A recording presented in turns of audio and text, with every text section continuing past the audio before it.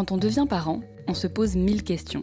Mais il est souvent difficile de faire le tri entre nos envies, nos intuitions et les injonctions familiales et sociétales. Alors comment définir ce qu'on souhaite transmettre à nos enfants, ce qui nous semble bon? Et comment s'affranchir de pratiques qui ne nous correspondent pas et affirmer nos choix? Bienvenue dans Tambali, le podcast qui vous invite à prendre le pouvoir sur votre parentalité. Je suis Alix Dien-Le-Rouge, doula au Sénégal et maman de 2 enfants. Je vous accueille sur le premier podcast qui explore les expériences de parents en Afrique de l'Ouest. À travers les récits de mes invités, vous serez amenés à réfléchir et à vous questionner pour définir le parent que vous voulez être. Grossesse, accouchement, postpartum, relations parents-enfants. Aucun sujet tabou, nous parlerons de tout. Tambali. Pour cette 2e saison du podcast, vous découvrirez chaque mois un témoignage de parents et un échange avec un professionnel de la périnatalité ou de la parentalité. Aujourd'hui, j'ai le plaisir de recevoir Farmata Deme, une thérapeute spécialisée en PNL qui accompagne les femmes, et les enfants notamment, à prendre leur destin en main.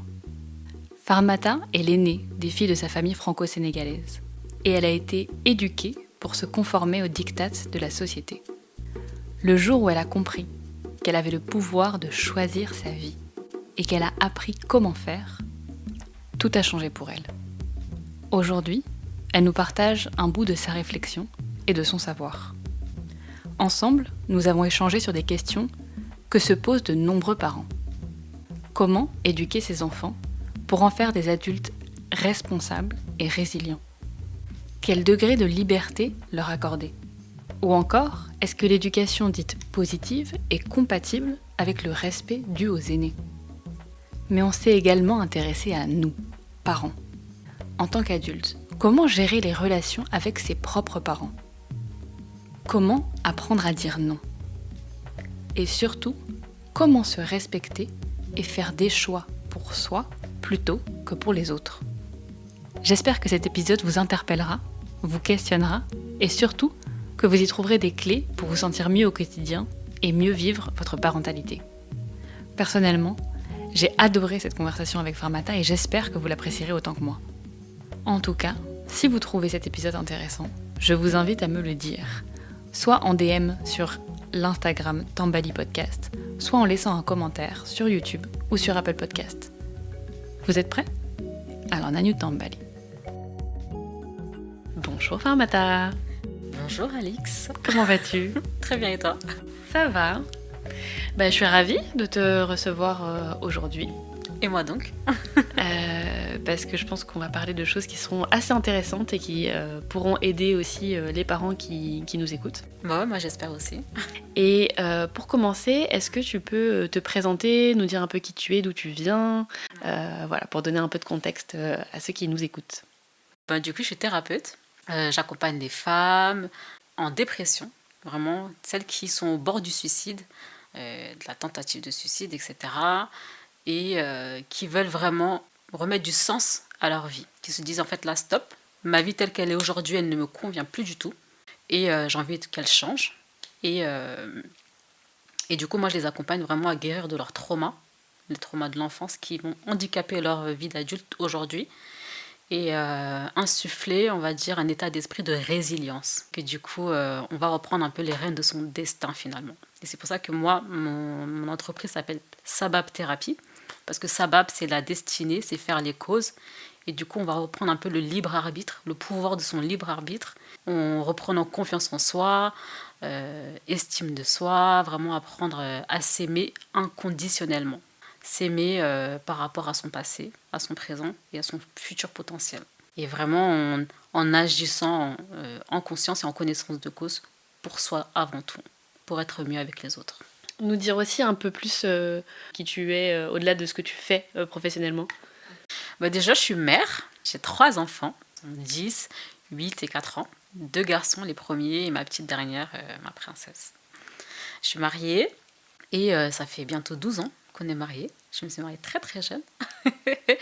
En fait, moi, je suis le prototype, on va dire, de la famille sénégalaise ou africaine type, c'est-à-dire l'aîné des filles.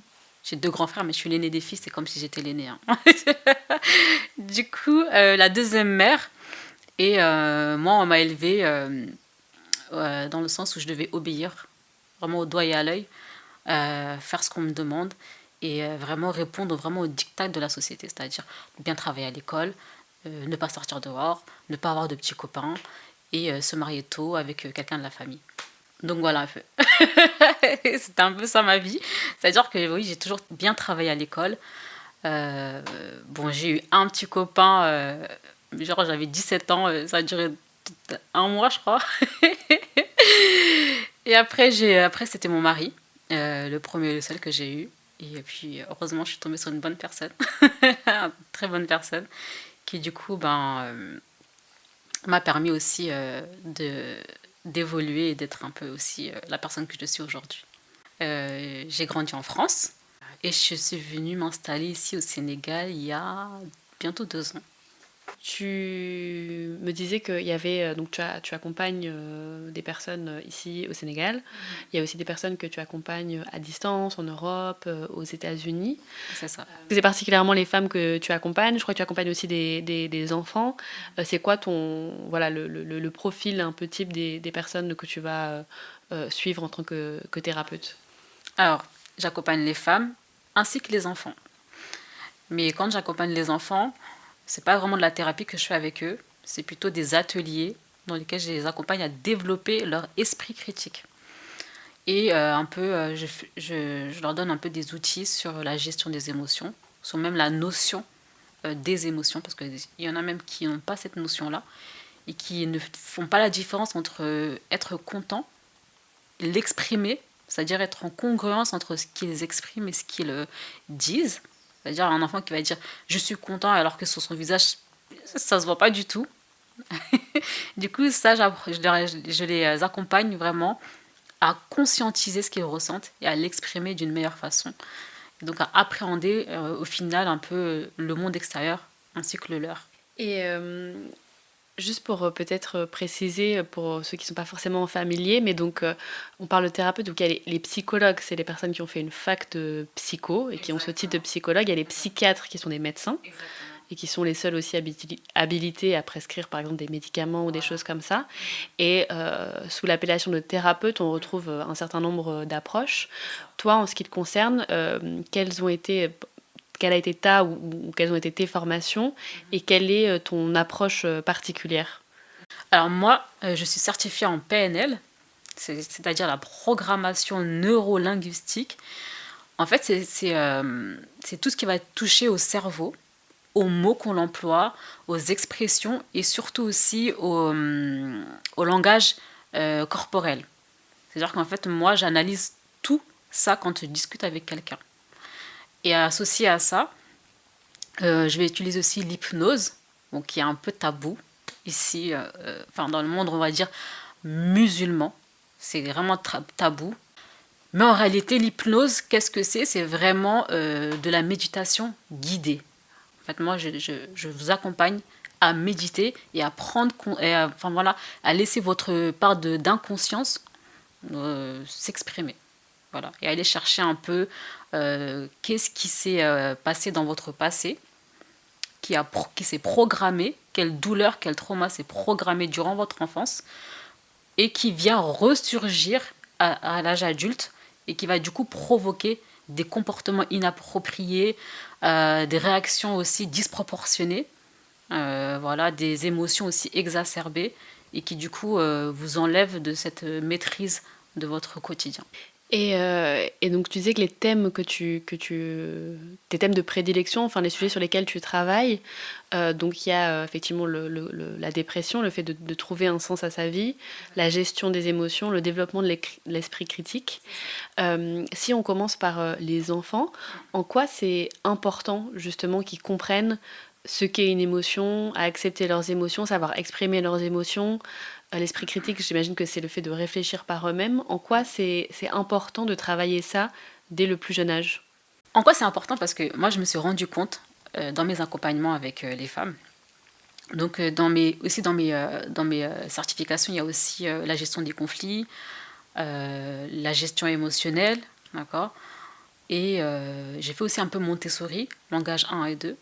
En fait, toutes ces certifications m'ont permis d'observer une chose, c'est que à l'âge adulte, il y a différents comportements qu'on a acquis durant notre enfance par le biais de l'éducation qu'on aura reçue, que ce soit de la part des parents ou de tout autre éducateur avec lequel on a eu à être en interaction, exactement.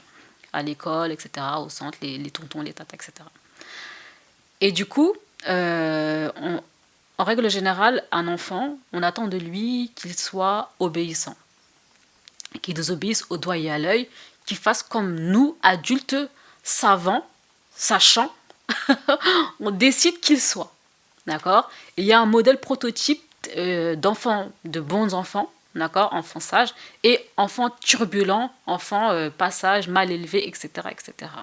Qui du coup, arrivés à l'âge adulte, ces enfants-là que du coup à qui on a empêché du coup de s'exprimer, d'être qui ils sont vraiment, de pouvoir aussi, dans le fait de s'exprimer, de pouvoir dire non comme ils le voulaient, de pouvoir aussi jauger, est-ce que ça c'est dangereux pour moi, est-ce que c'est pas dangereux pour moi, est-ce que je peux le faire, est-ce que je ne peux pas le faire, est-ce qu'on t'aura dit non ça tu ne peux pas, non ça c'est pas fait pour toi, non toi tu es plutôt comme si, on t'aura mis plusieurs étiquettes qui fait qu'à l'âge adulte, tu ne sais pas finalement qui tu es et qu'est-ce que tu peux faire et qu'est-ce que tu ne peux pas faire. Et donc, tu ne vas pas aussi savoir analyser certaines choses, certaines situations, certains mots, certains gestes qui peuvent être dangereux pour toi, toxiques, ou au contraire, qui peuvent être bienveillants et safe pour toi. D'accord. Par exemple, on a des adultes qui fuient certaines relations, certains contacts physiques, parce que durant leur enfance, on leur a enlevé ça. On leur a montré qu'en fait, demander de l'amour, c'était dangereux. Un exemple, et c'est vraiment pas pour jeter la pierre aux parents, mais c'est plutôt pour alerter, dans le sens où quand un enfant pleure, ton bébé pleure, et de lui dire non, moi je te laisse pleurer, un bébé, il faut qu'il apprenne à se gérer, etc., à se calmer tout seul, et on va le laisser dans son lit pendant X temps, et pas répondre à sa demande. Une fois, 2 fois, 3 fois, tu verras qu'au bout de la 3e fois, ou même la 6e fois, on te dit que ton enfant, il va apprendre à rester seul et à s'endormir tout seul.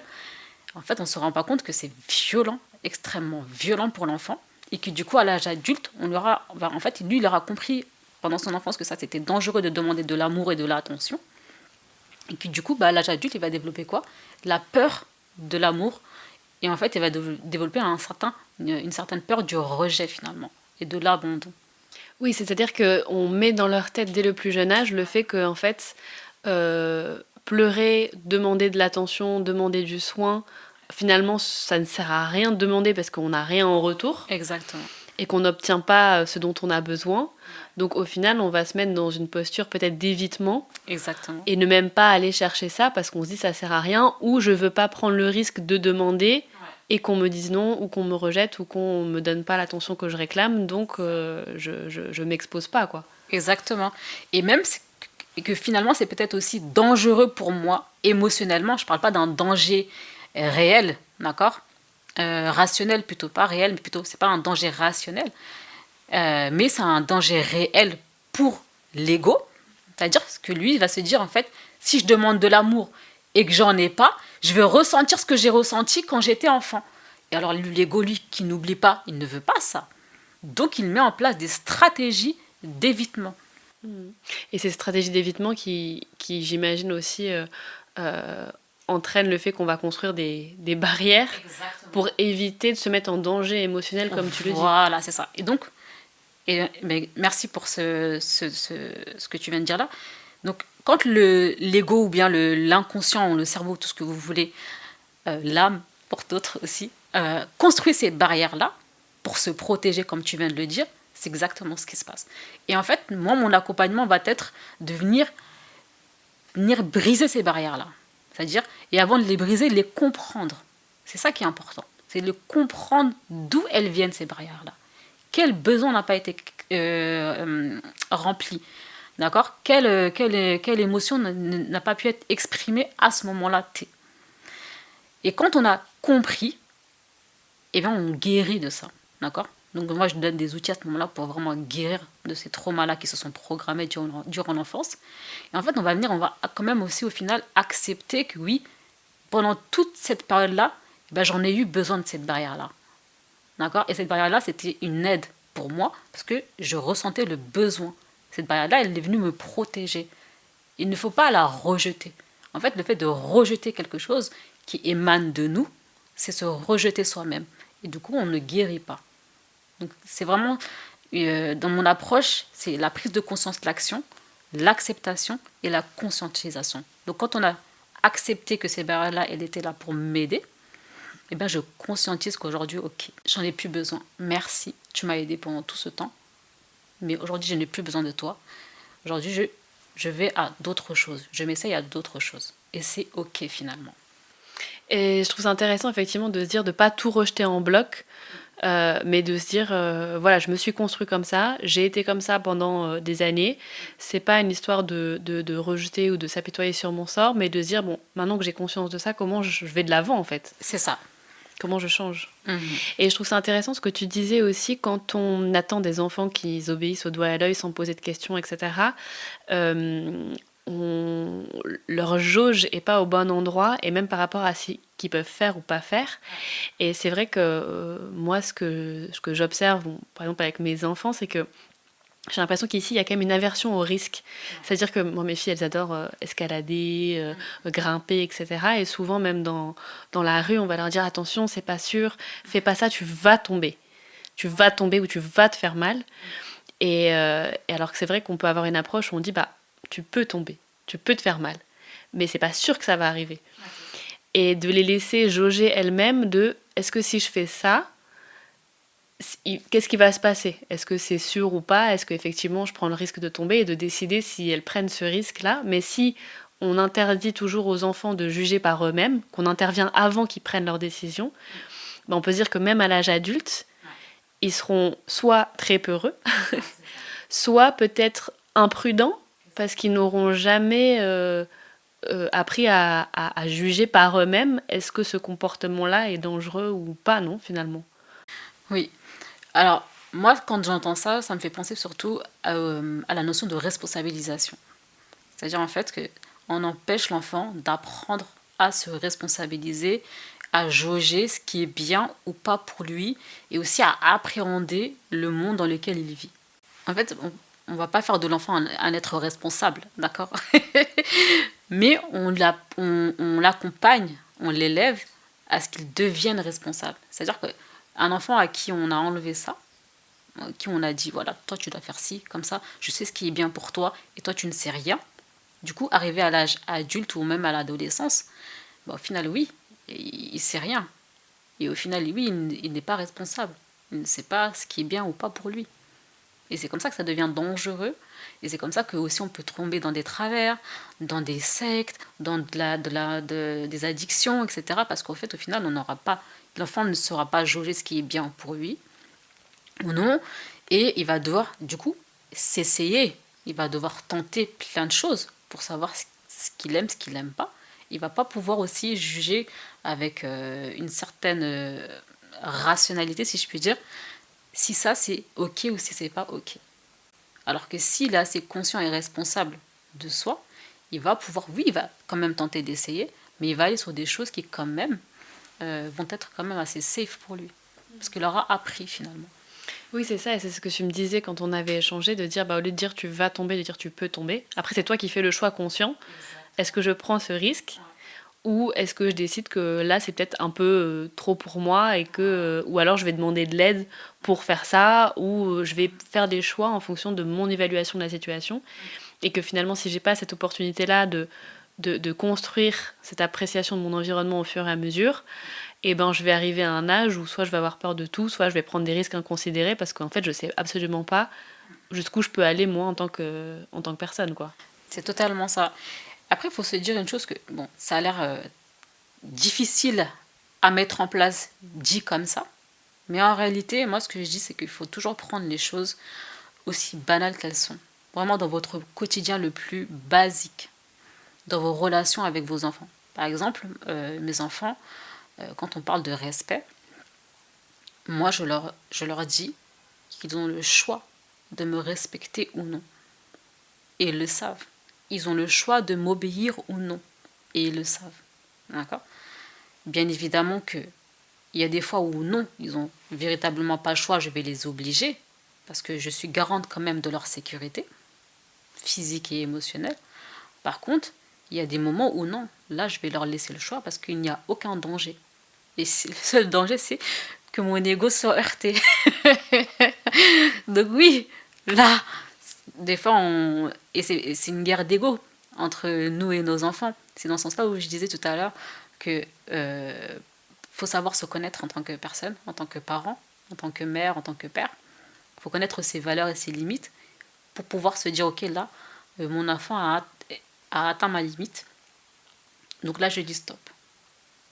Mais si je ne le sais pas où sont mes limites, si je ne sais pas ce que j'accepte et ce que je n'accepte pas, je ne peux pas la donner à mon enfant. Du coup, je vais avoir des réactions disproportionnées. Et c'est intéressant que tu dises, effectivement, ils peuvent choisir de me respecter, ça peut paraître complètement fou, mais c'est vrai qu'on peut aussi un peu parfois faire la confusion entre respect et crainte. Et c'est-à-dire qu'on peut craindre quelqu'un et lui obéir, mais sans respecter cette personne, tout comme on peut respecter quelqu'un sans en avoir peur. Et si on fait le parallèle, par exemple, au bureau, parfois, on va se dire, bah, mon boss ou ma boss m'a demandé de faire quelque chose, je trouve ça complètement absurde, je trouve que c'est pas intéressant de faire ça, qu'on ne devrait pas faire ça, je vais obéir et je vais le faire parce que sinon il va y avoir des conséquences négatives pour moi, mais en mon fort intérieur, je pense que cette personne est un ou une imbécile et en fait je ne la respecte pas du tout. Donc le fait que je lui obéisse ne veut pas dire que je respecte cette personne. Et en réalité, avec les parents, ça peut être la même chose. Exact. C'est-à-dire que le fait qu'on soit obéissant ne veut pas dire forcément qu'on va développer cette notion de respect pour la personne qui est en face. Ça peut être juste la peur ou la crainte des conséquences qui va faire qu'on obéit, mais pas forcément développer une relation de confiance, de respect mutuel, d'appréciation. Et donc c'est aussi important d'arriver à comprendre la notion de respect comme toi tu l'exprimes. C'est vraiment ce choix d'avoir du respect profond pour la personne qui est en face, en fait. Exactement. Et pour ce faire, ce que j'aime, c'est faire des définitions. La définition d'un mot, c'est primordial. Parce que le mot prend tout son sens. Donc le respect, qu'est-ce que c'est en réalité ? C'est considérer quelque chose comme ayant de la valeur, comme étant important. Et dit comme ça, tu dis, oh, ok, en fait, le respect. Donc, c'est la considération. Mais qui considère ? Qui considère qui ? Qui considère quoi ? Bien, c'est moi. C'est moi qui considère telle personne. C'est moi qui considère tel objet. Donc, c'est ma décision. Donc, oui, au final, c'est mon choix. C'est vraiment important. Moi, j'insiste dans l'éducation que je donne à mes enfants sur cette notion de liberté. Ils sont libres. Ils ne m'appartiennent pas. Ce sont des enfants que Dieu m'a donnés pour que je puisse les élever, pour qu'ils deviennent des adultes forts et résilients. Maintenant, elle est là, ma responsabilité, elle est là mon objectif. Et je suis libre de quitter ce rôle de mère. En fait, tout le monde est libre de quitter le rôle qu'il a. Maintenant, moi, je choisis tous les matins d'être cette mère. Donc, c'est un choix que je fais en mon âme et conscience. Et à partir du moment où je fais ce choix-là d'élever mes enfants, eh bien, je les élève dans cet idéal-là. Donc, vous avez le choix de me respecter en tant que mère. Bien évidemment, cette notion-là de éducation positive et bienveillante, etc., elle a des limites. On ne va pas se mentir. Donc, ils choisissent de me respecter, oui, mais ça ne veut pas dire qu'ils font tout et n'importe quoi et qu'ils vont me manquer de respect. Au contraire, ils ne me manquent jamais de respect. Parce qu'ils savent ce que ça veut dire. Ils savent que je suis importante pour eux, donc ils choisissent de me respecter. Et ils savent aussi que s'ils ne respectent pas une règle, il y a des conséquences. C'est surtout ça. Oui, c'est pas... parce que parfois on peut avoir cette idée de l'éducation positive, c'est on laisse tout faire, il n'y a pas de limite, etc. C'est pas ça. C'est effectivement de de communiquer, de conscientiser, de les amener à être capables de prendre leurs décisions, de pas être toujours dans la sanction, mais comme tu le disais, de s'assurer déjà qu'on les protège, qu'on les laisse pas dans des situations qui sont dangereuses pour eux, et effectivement de dire, voilà, il y a quand même un certain nombre de règles non négociables et de limites qu'on pose, et si vous choisissez de les transgresser, ben, la conséquence, elle arrive. Exactement, et c'est ça. Et c'est plutôt safe parce que ça apporte un cadre sécure émotionnellement et physiquement à l'enfant. C'est ça le plus important. En fait, il faut vraiment se dédramatiser et aussi rendre plus cool, si je puis dire, ces rôles de mère, de père, d'éducateur qu'on a. Les relations entre nous, nos enfants doivent être vraiment très simplifiées et très simples parce qu'elles le sont au final. C'est-à-dire qu'en fait, il faut être conscient de qui on est et de quel sens on met dans ce qu'on fait. Donc dans nos rôles de mère, dans nos rôles d'employé, dans nos rôles d'entrepreneur, quel sens on y met. À partir du moment où on a mis un sens, on sait où on va. Et en fait, j'aime dire que tous les chemins mènent aux pyramides, parce qu'on est en Afrique, et les pyramides ne se sont pas faites en un jour. C'est-à-dire que ça prendra le temps que ça prendra. On va passer par tel et tel chemin. En fait, on s'en fiche. Le plus important, c'est est-ce que je suis à l'aise ou pas? Est-ce que je suis bien dans ce que je fais? Est-ce que ce que je fais a du sens pour moi? Si c'est non, si je ne suis pas à l'aise, eh bien je m'arrête. Donc c'est pareil avec vos relations avec vos enfants.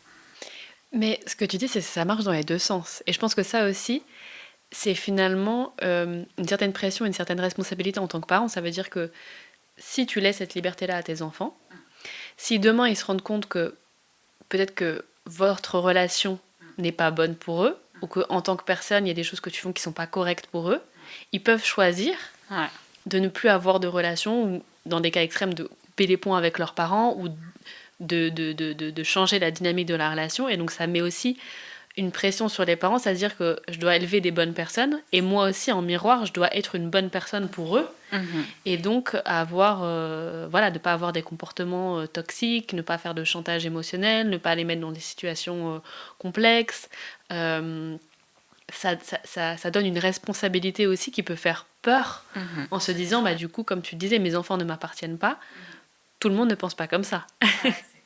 Et donc on se dit, bah, si on leur donne cette liberté, ça veut dire que notre lien, il n'est pas indéfectible.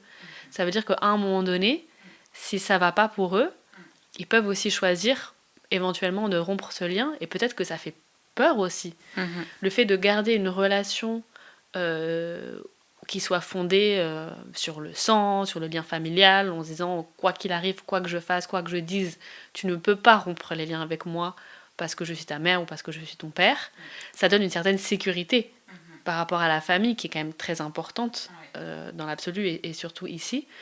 Donc est-ce que tu ne penses pas qu'il peut y avoir cette peur aussi de perdre le contrôle en tant que parent si on laisse trop de liberté à nos enfants sur les choix qu'ils vont faire?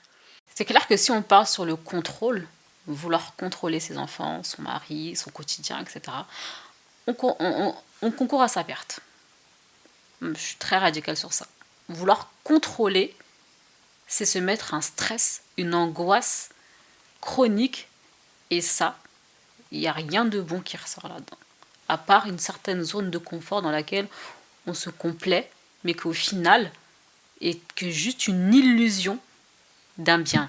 Alors que quand on parle de gestion ou de maîtrise, et bien là, les notions de... Bon, ça...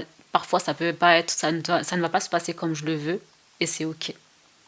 Parfois, ça va être peut-être mieux que ce que je pensais, malgré mes réticences, et c'est ok. En fait, c'est ça qu'il faut se dire. Quand on parle de maîtrise et de gestion, que ce soit de ses émotions, de ses relations, et bien là, c'est plus réaliste. Au final, on sait ce qu'on veut et ce qu'on ne veut pas, parce qu'on en a conscience, et on fait tout pour aller vers ce qu'on veut. Et on garde en tête qu'il y a une possibilité que ça aille dans un autre sens. C'est ok. D'accord? C'est comme ça que moi, quand j'élève mes enfants, je me dis, je fais du mieux que je peux. Je donne tout ce que j'ai, avec mes moyens, mes ressources, etc. Ce qui va en advenir, c'est pas mon problème. C'est littéralement pas mon problème. J'ai ma conscience pour moi, je sais ce que j'ai fait. Exactement. Et c'est comme ça que je sais que je suis une bonne mère. Je suis une mère qui déchire. Mais qui est aussi dans le lâcher-prise, finalement. Exactement. Mais parce que tu parles de contrôle, et c'est vrai que ce qui est intéressant de voir dans les relations parents-enfants, à la fois les enfants devenus adultes sont toujours infantilisés par leurs parents. On reste dans cette relation de ad vitam aeternam, je reste ton père, ta mère, c'est moi qui sais, et toi tu me dois écoute, respect, obéissance, etc., même arrivé à l'âge adulte. Donc ils vont rester dans cette posture un peu d'enfant, mais à la fois on va les responsabiliser sur certaines choses, et par certains côtés, ils vont aussi être les parents de leurs parents. Ça peut être sur le côté administratif, sur l'organisation des voyages, sur le côté santé, parfois sur le côté prise en charge financière, enfin sur différents aspects. Donc à la fois, on les laisse dans un rôle d'enfant, à la fois, on leur fait endosser des responsabilités comme s'ils devenaient les parents de leurs parents, mais il n'y a pas cette relation d'adulte à adulte égaux, en fait. Donc c'est parfois compliqué de trouver la bonne dynamique, et j'ai l'impression que si on n'est pas dans la bonne dynamique avec ses propres parents, c'est aussi parfois difficile d'être dans le bon niveau de relation avec ses enfants, avec son noyau familial de voilà, sa femme, son mari, ses enfants. Comment on se positionne en tant que père, en tant que mère, si nous, on est à la fois les enfants de nos parents et les parents de nos parents. Enfin, il y a un déséquilibre, exactement. Parfois un déséquilibre, et du coup, c'est difficile de se positionner aussi. Totalement. En fait, ça, je vais revenir vraiment, et ça sera, de toute façon, ça va être toujours la base des bases, c'est revenir à soi. Déjà, moi, comment je me positionne? Suis-je un adulte ou suis-je un enfant? Déjà de une. Donc, physiologiquement parlant, je suis un adulte. Ok, je suis un adulte. Par contre, en tant qu'adulte, je suis l'enfant d'eux. Donc oui, je suis l'enfant de mes parents. Donc il y a cette certaine pudeur vis-à-vis du respect des aînés. Et là, il n'y a pas plus important, normalement, c'est que tes parents. Donc oui, il y a cette forme de respect des aînés, le respect du parent. Il faut pas... En fait, aujourd'hui, on confond souvent respect et pudeur. Il y a la pudeur de se dire, ok, je m'abaisse, mais pas parce que je suis moins important, et pas parce que je me respecte moins, mais c'est surtout parce que je respecte cette notion-là que ce sont mes aînés, ce sont mes parents. Donc oui, je vais avoir une position basse, mais que je choisis. Encore une fois, je choisis de m'abaisser parce que je respecte mes aînés. Et cette valeur-là qu'on perd beaucoup, que ce soit en Afrique ou en Occident, c'est le respect des aînés. Non, c'est hyper intéressant parce qu'effectivement, ce que tu soulignes, c'est qu'il ne faut pas forcément le voir comme quelque chose de négatif, au contraire, que c'est une valeur qu'on perpétue, de respect des aînés, de choisir sa place et de choisir comment on se positionne, et de savoir d'où on parle. Et non, je trouve ça hyper juste, parce que c'est aussi cette hiérarchie, entre guillemets, qui permet aussi aux sociétés de fonctionner avec différentes générations, différents types de personnes. Donc le fait de le valoriser et de dire, en fait, je choisis de me mettre dans cette posture parce que je dois le respect à mes aînés et que je trouve que c'est important pour moi, bah en fait, ça devient quelque chose effectivement d'extrêmement valorisant et pas quelque chose forcément de problématique. Exactement. Mais comme tu le dis, si c'est conscientisé. Voilà, c'est un choix. C'est-à-dire que, on va prendre un autre exemple. Moi, je suis quelqu'un qui, quand j'ai en face de moi quelqu'un qui en sait plus sur un sujet, eh bien, je vais me mettre automatiquement en position basse parce que j'ai un sachant devant moi. Et moi, je ne sais pas ce que lui sait. Étant donné que je ne sais pas ce que lui sait, donc je vais lui donner ce respect-là, cette considération-là de sachant. Et ça n'a rien à voir avec un manque de confiance ou un manque d'estime, etc. Parce que je connais ma valeur, je sais qui je suis, je sais où sont mes limites, et je sais aussi où sont mes forces. Et à l'inverse, ça veut dire qu'on peut avoir cette capacité à se mettre dans cette position voilà, d'écoute, d'admiration, de respect de la personne qui en sait plus, mais qu'il faut aussi être capable, quand la situation le demande, d'être dans une posture où on affirme le non, le refus. Et ça aussi, en quoi c'est problématique quand on n'est pas éduqué à pouvoir poser des limites et à savoir dire non. Ah, c'est le problème de la majorité des femmes, des hommes qu'il y a sur cette terre-là, de ne pas savoir dire non, ou d'être gêné de dire non, de culpabiliser de dire non. C'est une catastrophe. Parce que ça biaise les relations. On devient hypocrite. Et surtout, on s'oblige à faire des choses qui, du coup, ne nous respectent pas finalement. On ne se respecte pas soi-même. Et donc après, on éprouve quoi? De la colère. On est en colère. En fait, on est hypocrite avec les autres et on est hypocrite avec soi-même. En fait, on se ment à soi-même en se disant qu'on n'a pas le choix, alors qu'en fait, on a le choix, mais c'est juste qu'on n'assume pas de faire ce choix, de dire non. Et cette colère, elle se ressent énormément. Et je trouve que quand on est dans des contextes où on n'autorise pas forcément à exprimer les émotions, les pleurs, la tristesse, la sensibilité, et ben en fait, la seule émotion qui ressort beaucoup, c'est la colère. Exactement. Mais la colère, qu'est-ce que c'est? C'est la négation de soi. La colère, c'est quand on n'est pas d'accord. On n'est pas d'accord vraiment en son âme et conscience, parce que c'est une émotion. Elle émane de nous. Et comme elle émane de nous, c'est notre responsabilité. Une situation nous a fait nous sentir en colère. Et quelle est cette situation-là? Eh bien, on n'a pas su dire non. Non, ça ne me convient pas. Non, ça me dérange.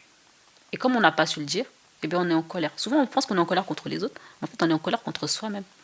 Parce qu'on ne s'est pas écouté. Et puis, il y a de la colère envers soi et ça peut même amener à des situations dangereuses.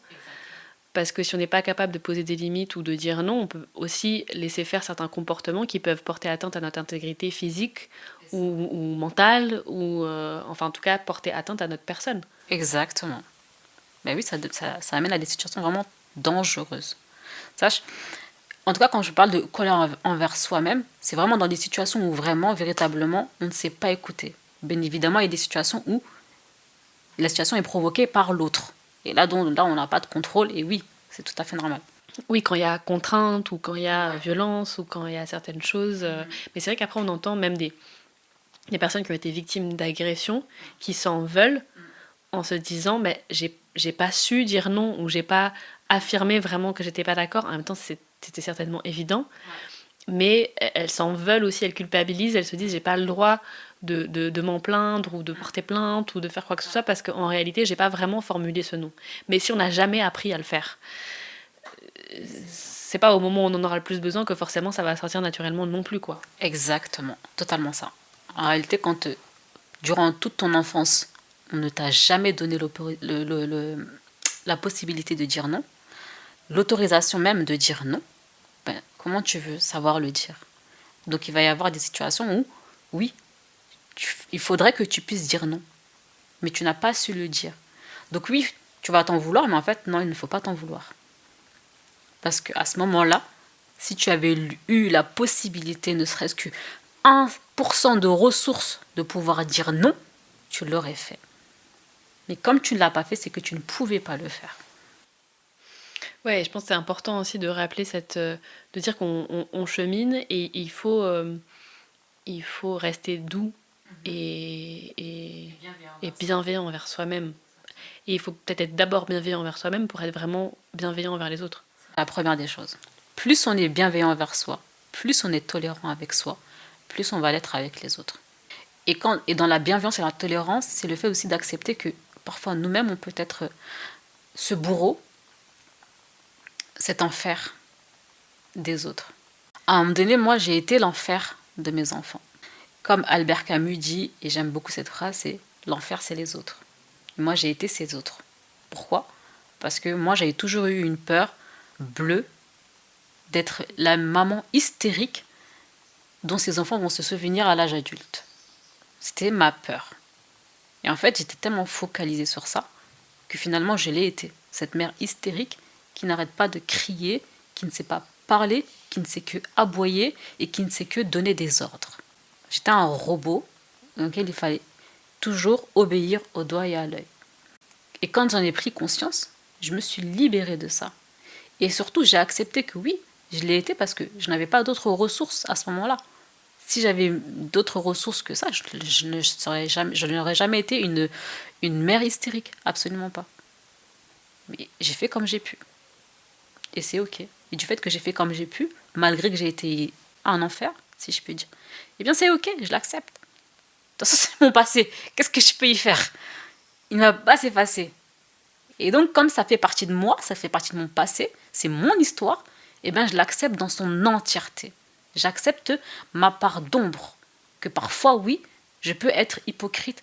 Parfois, oui, je peux manquer de respect. Parfois, oui, je peux avoir des propos racistes. Parfois, oui, c'est la vie, ça fait partie de la vie, c'est comme ça. Maintenant, ça va être seulement à des degrés différents.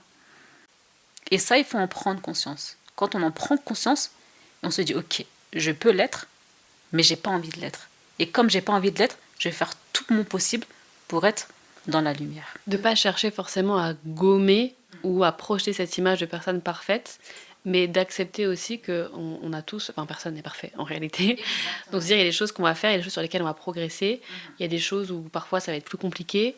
Et comme tu dis, on fait avec les ressources qu'on a, on fait avec les outils qu'on nous a donnés aussi pendant l'enfance, pour construire la personne qu'on veut être aujourd'hui.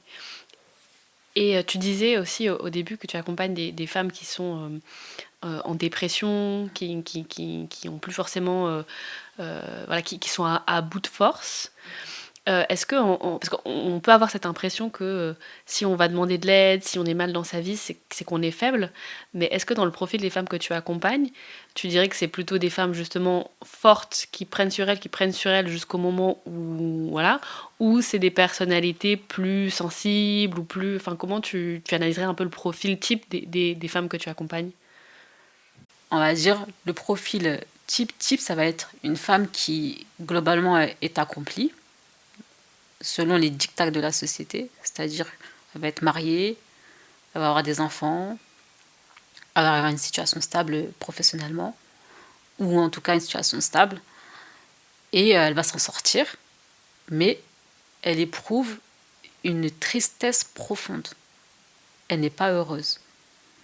Et sa relation avec ses enfants, elle est vraiment catastrophique, ou en tout cas, elle n'est pas au beau fixe. Et sa relation avec son chéri, quand elle est, enfin, il y a certaines qui sont célibataires, mais en tout cas, voilà, il y a un problème au niveau amour, et il y a aussi certaines aussi problèmes de santé chronique, et du coup, c'est un tout.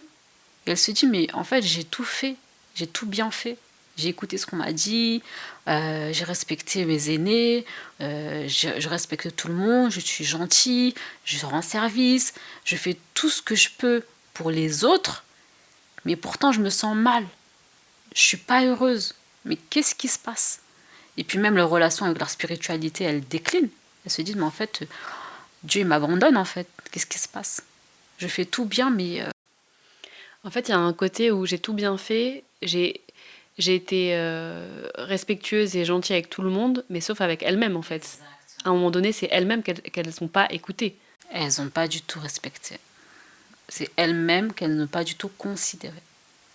Et à partir du moment où elles ne se voient pas, elles ne cèdent pas, elles ne se respectent pas, elles, c'est impossible de pouvoir être respectée et considérée à la hauteur de ce qu'on espère. Et c'est ça qui peut amener aussi à la frustration et à la colère, de te dire les autres ne me rendent pas ce que je leur donne, mais en réalité c'est toi-même qui te donne pas ce dont tu as besoin en fait. Totalement. Parce que tu vas venir chercher à combler quelque chose d'extérieur, alors qu'en fait au final, pour le combler, ça ne passe que par l'intérieur de toi. Et ça passe par une introspection totale de soi. Et c'est ça, ce point-là sur lequel il peut être intéressant de te faire accompagner, du coup par des professionnels aussi comme toi, pour t'accompagner dans cette réflexion, ces cheminements, parce que moi je le vois aussi dans l'accompagnement à la naissance, c'est différent, mais tu ne sais pas ce que tu ne sais pas. Tu ne peux pas savoir des fois sur quoi tu peux dire oui ou non si tu ne sais même pas de quoi on parle, tu ne sais pas par où commencer.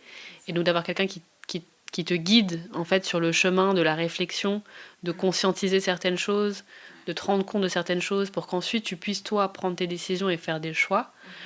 Ça peut être intéressant. Après, il y en a qui font le travail seuls, soit avec de l'introspection, de la méditation, en lisant des livres, en échangeant. Mais c'est vrai que tu peux aussi gagner du temps en étant accompagné par quelqu'un qui a cette vision-là. Et parfois, c'est plus facile de voir certaines choses quand c'est quelqu'un d'externe, à la famille, ou à ton cercle amical, ou quand c'est pas un proche.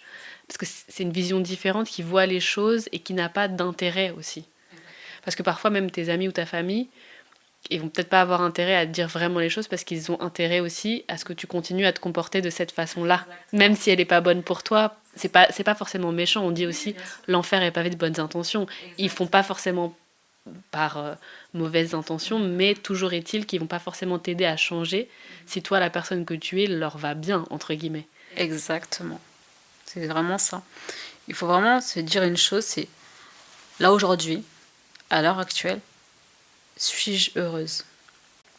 À partir du moment où c'est non, à partir du moment même où j'ai un doute, c'est que ça va pas. Soit je me complais dans ça, je reste dans ça. Je prends conscience, mais je me complais dans ça et je rentre dans la victimisation, dans l'autosabotage, dans la dépression. Soit je prends conscience et je me mets en action. Je vais vers une solution. Soit je la trouve seule, soit je me fais accompagner. Et c'est ok en fait de se faire accompagner. Il n'y a pas de mal à se faire accompagner. On nous a toujours accompagnés. L'accompagnement, ça n'existe pas quelqu'un qui s'est fait tout seul. Tous ceux qui disent « Ouais, moi je me suis fait tout seul » dans les réseaux sociaux, les coachs, c'est super, oui, je me suis fait toute seule, etc. etc. Ça n'existe pas.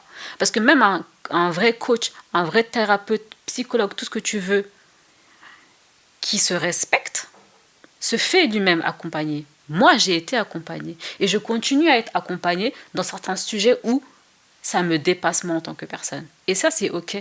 Moi, je ne vends pas du rêve. Je ne suis pas en train de te dire, oui, moi, je suis la meilleure, je n'ai plus du tout de problème, parce que déjà, ça n'existe pas. Et de deux, le fait d'apprendre, le fait de guérir, eh bien, c'est continuel. Donc, c'est continuel et c'est normal. Donc, il n'y a pas de mal à ça. Je ne vends pas du rêve dans le sens où aussi, c'est pas en sortant de mes accompagnements que tu vas dire, ça y est, c'est bon, là, j'ai plus de problème, je vais casser la baraque, ma vie, elle va être trop cool et ça va être un long fleuve tranquille. Absolument pas. Moi, en sortant de mes accompagnements, tu vas te dire, en fait, oui, la vie, elle est faite d'épreuves. Oui, je vais être triste. Oui, je vais être en colère. Oui, je vais éprouver du dégoût. Oui, je vais avoir des sentiments de frustration, d'angoisse, d'anxiété, etc. Oui, je suis amenée à les vivre, potentiellement. Et c'est ok, parce que je vais savoir les gérer. C'est surtout ça. Je vais apprendre à les gérer, à vivre avec et pas contre. Ce qui ressort aussi de ce que tu dis, c'est que c'est aux personnes que tu accompagnes de faire le travail. Toi, tu es un guide, mais en fait, c'est pas je viens te voir et tu règles mes problèmes. C'est je viens te voir pour trouver les outils et les ressources pour régler mes problèmes moi-même. Exactement. Moi, je te donne la clé, à toi maintenant de l'utiliser et d'ouvrir tes portes. C'est une belle image. Et quel rôle, quelle place tu donnes aux pères? Est-ce que tu es amené aussi à interagir avec eux pendant l'accompagnement? Quel rôle tu vois qu'ils ont? Comment tu te situes par rapport à cette dynamique parentale?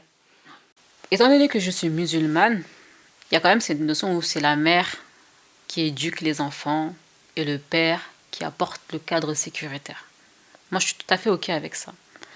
Par contre, ça ne veut pas dire que le père est totalement exempté de ce rôle-là d'éducateur. C'est-à-dire qu'en fait, il faut se dire que c'est la mère qui a cette responsabilité de chapeauter. Pour moi, en tout cas, c'est comme ça que je vois les choses. La mère a cette responsabilité-là de chapeauter l'éducation des enfants. Bien évidemment qu'elle est épaulée et c'est un travail d'équipe qui se fait entre le père et la mère. Et l'homme, il a ce rôle et cette responsabilité-là de chapeauter la famille, la maison entière. Et bien évidemment, il est épaulé par sa conjointe et travaillent ensemble d'un commun accord et dans une équité. Pas dans une égalité, mais dans une équité. Chacun apporte ce qu'il peut apporter. Si c'est la femme qui apporte plus et l'homme moins, Si dans le couple c'est ok, c'est ok. Oui, ou qu'ils apportent pas les mêmes choses. Exactement. Que la femme peut-être va apporter plus de temps, plus d'énergie sur certaines choses. Voilà. Et peut-être que c'est le mari qui va plus contribuer financièrement. Enfin, après, chacun trouve son équilibre. Exactement. Et le but, c'est pas de dire on fait 50-50 sur tout, mais c'est on trouve le fonctionnement qui nous va. Bien, à nous deux et à la famille. Mais en fait, dans ce que tu dis, ce que j'entends, c'est que tu le considères comme une relation de partenariat et pas dans une relation de domination. C'est une relation de partenariat où il y a des rôles qui sont différents. Et on va accepter qu'il y a des rôles qui sont différents, mais que le tout fonctionne et que ça convienne aux différentes parties prenantes en réalité. Donc cet idéal de dire l'égalité parfaite, on fait 50-50 sur tout, etc., c'est pas forcément la meilleure, enfin la façon de fonctionner qui va convenir ou qui va être optimale quand on est dans un foyer. Vraiment, soyez vous. Soyez vous, soyez qui vous êtes. Exactement. Mais pour ça, il faut déjà être connecté à ce qu'on ressent, ce qu'on pense, à ses racines. Et être capable de le manifester aussi. L'image que tu prenais au début où tu dis il y a des gens qui sont contents, ils disent qu'ils sont contents, mais tu ne vois absolument pas qu'ils sont contents. Ça, tu vois une disconnexion en fait entre ce que je ressens et ce que je suis capable de manifester au monde, et ça prouve que on n'est pas vraiment connecté à soi. Et pour faire le lien, moi, avec ma pratique de doula, on voit aussi des femmes qui ont du mal à se connecter à leurs ressentis, à se connecter même à leur bébé parfois, parce qu'il n'y a vraiment pas cette habitude d'introspection ou de s'apesantir sur ce qu'on ressent, comment on se sent. Il y en a qui sont stressés par la méditation, par exemple. Le fait de prendre ce temps de calme, d'être avec soi-même, etc., c'est stressant pour elles, c'est pas confortable. Tellement on est parfois dans une dynamique de ne pas se prêter attention, de ne pas prendre de temps de recul, de ne pas prendre de temps pour soi. Et en fait, ce lien à soi-même, il est important pour toutes les étapes de la vie, parce que plus on est connecté aussi à son corps et à son enfant à venir et à son ressenti, plus on peut être même lors de la naissance dans des choix conscients, d'être capable de savoir ce qu'on veut pas, ce qu'on accepte, ce qu'on n'accepte pas. Mais ça, c'est quelque chose qui se construit effectivement tout au long de la vie. C'est pas le jour J, on va se dire bon, ça y est, je fais la connexion. C'est pas aussi simple, c'est un apprentissage. Exactement. Dans ce que tu dis là, quand une femme n'est pas à l'aise avec la méditation, etc., ça peut être aussi parce qu'en fait, nous les femmes, on nous a toujours dit il fallait être en action. Fais ci, fais ça, fais ça. Il y a toujours un truc à faire. Alors de s'arrêter juste et de ne pas bouger, mais pour certaines, c'est d'une violence. Mais non, il y a toujours un truc à faire. Mais après, elles vont être en train de culpabiliser. Non, mais en fait, je perds ce temps à faire ci. Je pourrais faire ci, je pourrais faire ça. Mais attends, mais si quelqu'un vient, mais si ceci, mais si cela. Alors qu'en fait, il n'y a pas le feu. Prends le temps, pose-toi. Et même si tu penses à un milliard de trucs, c'est pas grave. Juste assieds-toi et respire. Écoute juste. Le fait de prendre du temps pour soi, c'est pas quelque chose de forcément naturel. Surtout quand c'est de l'intangible, c'est-à-dire à la limite prendre du temps pour soi pour aller se faire les ongles ou se faire coiffer, surtout pour des occasions, etc., ça va être accepté. Mais se dire on prend du temps pour soi pour passer 20 minutes à écouter une méditation ou à se parler à soi-même ou à faire... C'est un peu... c'est du temps qui est non productif, en fait. Enfin, selon les standards de la société. Après, pour soi, ça peut faire du bien, mais c'est perçu comme du temps perdu, en réalité. Et c'est ça qui peut être aussi difficile d'accepter, comme de se poser, de mettre un peu son cerveau à l'arrêt, des fois de laisser ses pensées divaguer, parce que je pense que quand on est dans des états où on n'est pas très bien avec soi-même, quand on laisse trop ses pensées venir, c'est difficile aussi. Parce qu'on a des pensées qui ne sont pas forcément positives. Et le fait d'être en action, ça permet un peu de masquer tout ça.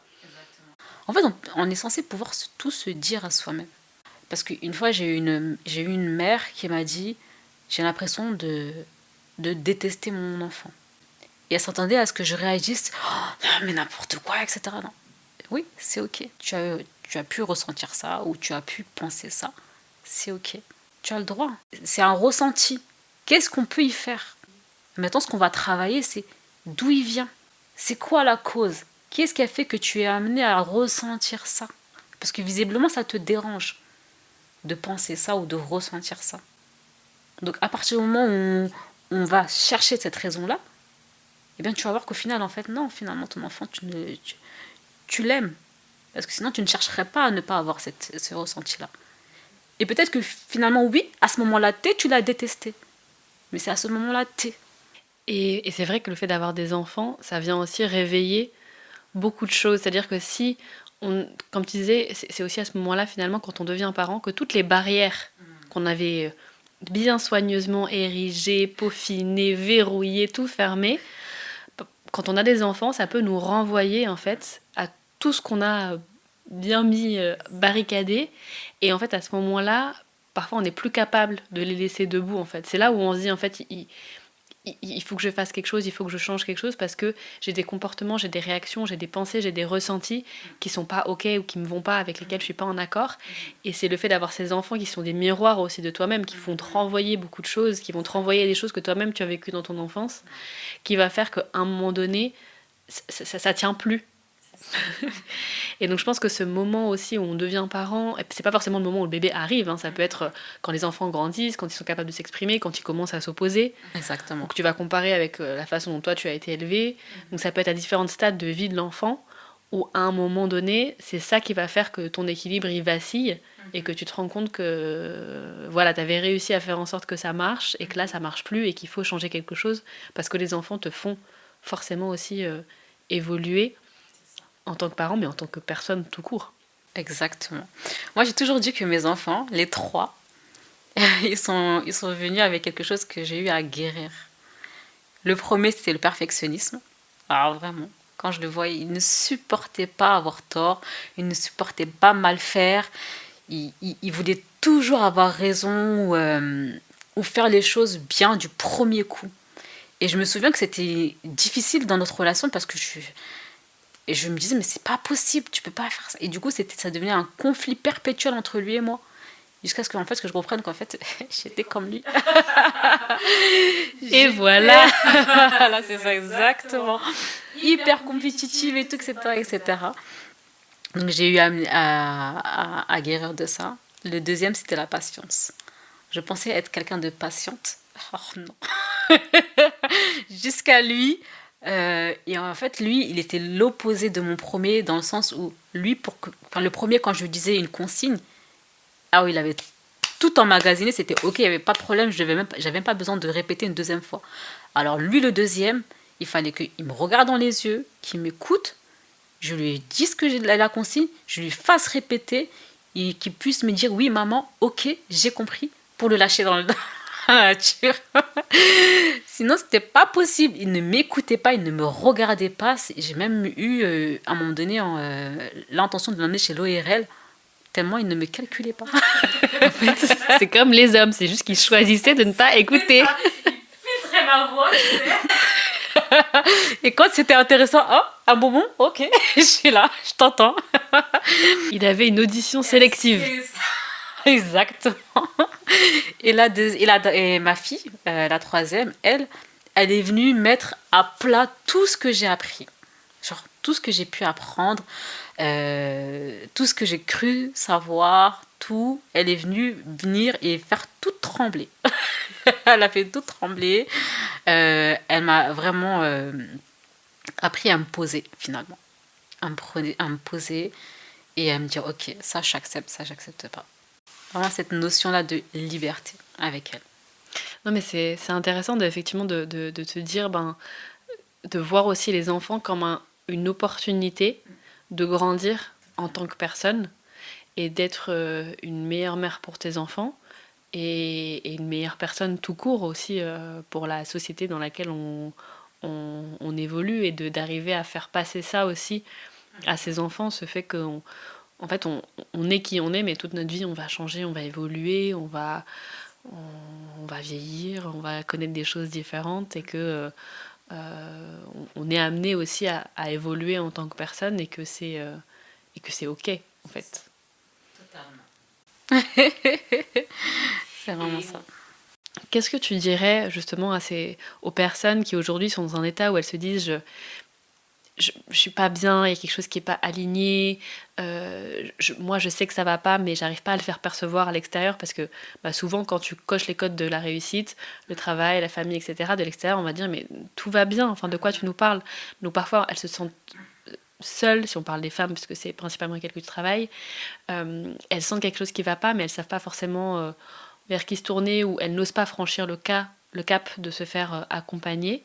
Quel message tu leur donnerais pour leur donner aussi un peu de l'espoir et du courage pour faire face à ce genre de situation? Déjà, premièrement, ce qui s'est passé jusqu'à aujourd'hui, c'est ok. On ne cherche pas à dire j'aurais pu faire ci, enfin, avoir des remords et tout, etc. Non. Parce que dans tous les cas, avec des si, on refait le monde. Et de deux, c'est passé, vous ne pourrez rien y faire. Comme ça, vous avez beau refaire le monde, vous avez beau refaire la scène dans votre tête, ce qui s'est passé, c'est passé. Et de toute manière, vous avez fait avec ce que vous pouviez, avec vos ressources, que ce soit mentales, physiques, financières. Vous avez fait avec vos ressources en tant que telles. Maintenant, on prend conscience que vraiment cette situation-là, cette vie-là, elle ne me convient plus. Donc à partir de ce moment-là, je cherche ma solution qui me convient à moi, pas à mon mari, pas à mes enfants, pas à ma mère, pas à mon père, pas à mon collègue, pas à mon boss, à moi en tant que personne. Donc je vais vers ce qui fait sens à ma personne.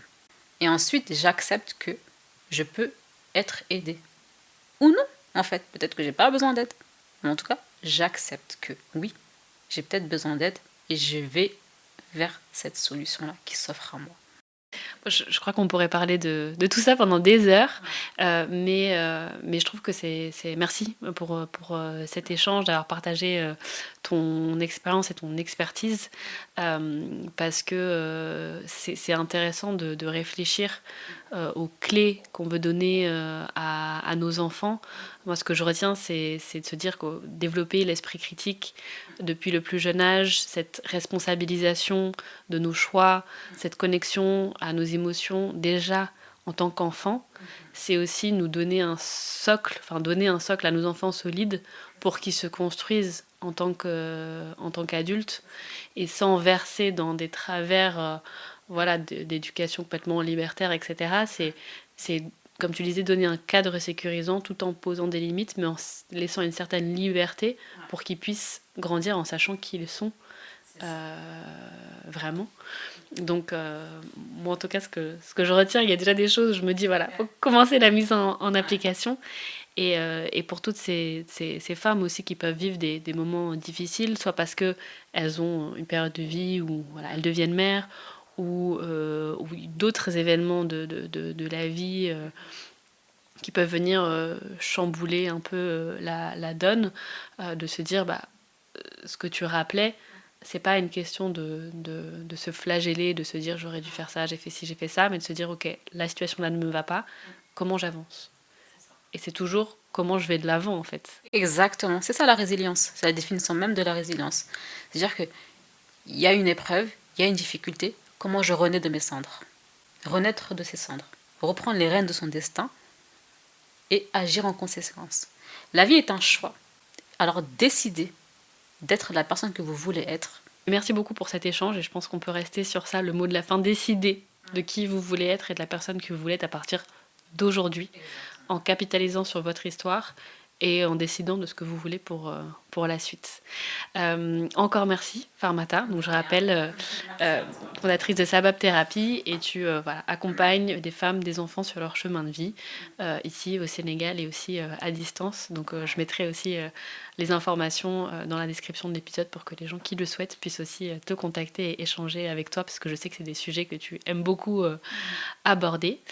Et très bonne continuation.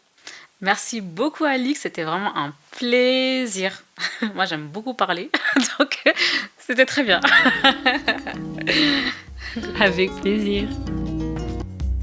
Si cet épisode vous a plu, je vous invite à donner de la force à ce podcast en le notant 5 étoiles sur votre plateforme d'écoute. Vous pouvez aussi vous abonner pour ne rater aucun épisode et surtout en parler autour de vous. On se retrouve dans 2 semaines pour un nouvel épisode. Mais en attendant, vous pouvez me rejoindre sur les réseaux sociaux. L'aventure ne fait que commencer. Tambali. Prenez le pouvoir sur votre parentalité.